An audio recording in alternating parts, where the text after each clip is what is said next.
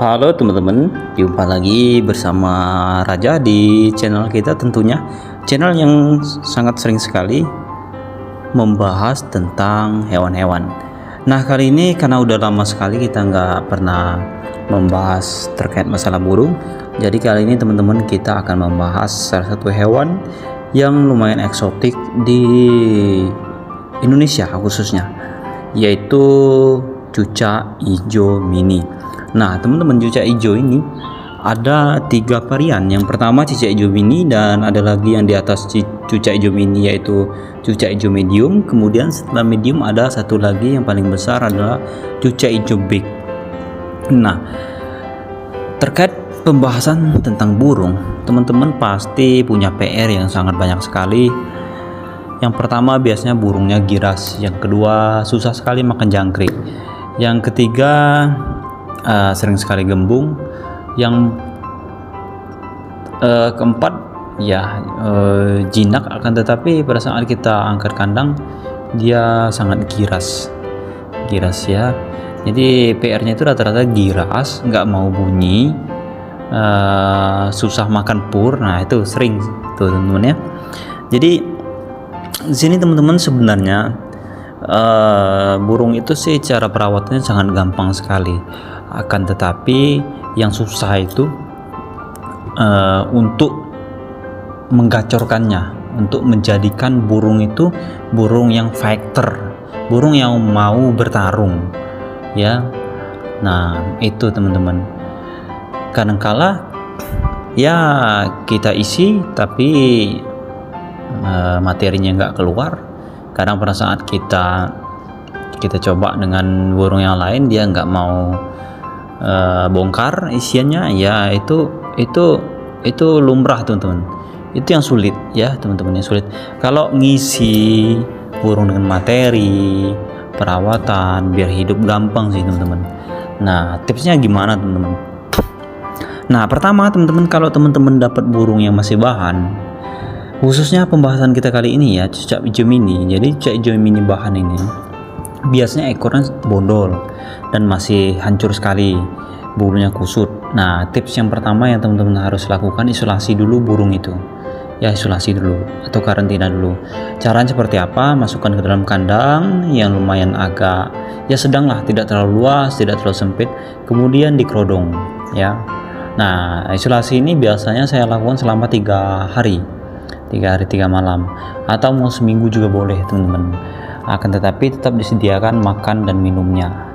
Nah, selama karantina itu, proses karantina itu sembari kita latih dia untuk memakan pur. Kalau kita mau ngelatih makan pur, kalau enggak juga enggak apa-apa, lebih bagus teman-teman. Nah, sebenarnya lebih bagus dia makan makanan yang alami seperti pisang, kates dan lain sebagainya. Yang nggak ngerti kates ini pepaya ya teman-teman. Kalau di Sumatera itu namanya kates. Jadi itu teman-teman, sebenarnya lebih bagus yang alami ya, tetapi lumayan juga budgetnya ya. Kalau selalu makan makanan yang alami, makanan alami ini cenderung lebih agak mahal ya teman-teman, daripada kita menggunakan pur. Sementara kalau pur satu bungkus itu lebih kurang 10.000 hingga 12.000, dan itu tahan hingga bahkan sampai 12 hari teman-teman. 12 hari, intinya di sini hampir 2 minggu lebih teman-teman ya. Nah, jadi untuk perawatan tahapan pertama seperti itu sih teman-teman. Jadi kemudian yang selanjutnya teman-teman boleh lakukan setelah dia mau makan pur, boleh teman-teman lakukan yang namanya pemandian ya. Lakukan pemandian untuk tahap membuat burung ini menjadi turun emosinya, lebih jinak dan cenderung lebih tenang teman-teman. Nah, setelah seminggu baru dibuka kerodongnya dan kita coba kasih seperti jangkrik dan sebagainya.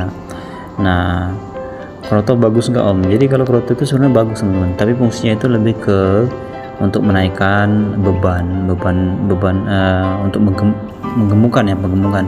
Jadi kemudian ditambah lagi dengan seperti jangkrik dan sebagainya, itu lebih bagus lagi.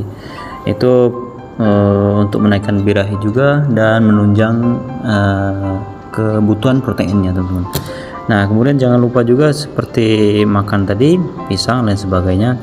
Nah, mandi teman-teman kalau dia masih nggak mau, teman-teman taruh di keramba aja, karena kalau di keramba nggak ada pilihan, pastinya mau nggak mau pasti harus mandi. Karena kenapa teman-teman, kalau di keramba itu ya di bawahnya air semua dan nggak usah kasih tangkringan. Nah, tips yang kedua, dikasih cepuk seperti ini ya, seperti yang saya lakukan. Jadi biasanya kalau udah dikasih cepuk seperti ini, selama seminggu kita kurung, setelah kita buka dia pasti mau mandi dan seneng gitu pada saat setelah kita karantina selama seminggu. Jadi seminggu itu proses karantina, adaptasi kandang. Nah, adaptasi kandang baru setelah kita buka itu adaptasi lingkungan. Jadi adaptasi lingkungan, letakkan burung itu di satu tempat saja, jadi tidak banyak tempat, karena burung cenderung menguasai daerah teritorial. Jadi ketika dia menguasai satu tempat, maka dia akan nyaman di tempat itu. Dan jauhkan dari burung-burung yang ukurannya big ya teman-teman, apalagi kalau lebih besar dari dia, itu sangat berbahaya sekali. Nanti dia akan kalah mental teman-teman. Nah, setelah dia mau makan, kemudian dia sudah di karantina, adaptasi kandang, kemudian dia adaptasi lingkungan, itu kalau udah 3 tahap itu, nah barulah tahap yang ketiga tadi, yaitu melakukan penjinakan. Jadi melakukan penjinakan ini seperti apa teman-teman? Teman-teman boleh lakukan dengan cara memberi jangkrik dengan hand free ya. Jadi menggunakan tangan, tidak menggunakan stick ataupun lidi. Kalau menggunakan stick atau lidi juga nggak apa-apa. Untuk tahap pertama, tahap kedua biasakan menggunakan tangan supaya burungnya tidak merasa terancam. Jadi hewan itu punya otak tapi tidak punya akal. Jadi dia memiliki insting, menggunakan insting. Jadi ketika instingnya menganggap bahwa kita bukan ancaman, maka dia akan berani teman-teman dengan kita. Nah, kalau dia udah berapa kali, berulang kali kita kasih dengan tangan dia mau, itu artinya dia sudah tidak takut lagi dengan keberadaan manusia. Jadi banyak juga tips kawan-kawan yang lain ditaruh atau diletakkan di tempat lalu lalang manusia. Itu boleh saja, tetapi basahin dulu bulunya teman-teman. Setelah kita mandikan baru kita gantung di depan rumah. Tapi kalau pada saat bulunya kering, ya lebih baik tidak usah, ditaruh di belakang saya, tempat yang sepi, supaya dia nyaman untuk beristirahat. Kenapa? Kalau bulunya basah dia tidak bisa terbang ke sana kemari. Tapi kalau bulu kering itu sangat rentan sekali, nabrak sana nabrak sini, itulah terjadi hal seperti paruhnya luka dan lain sebagainya teman-teman.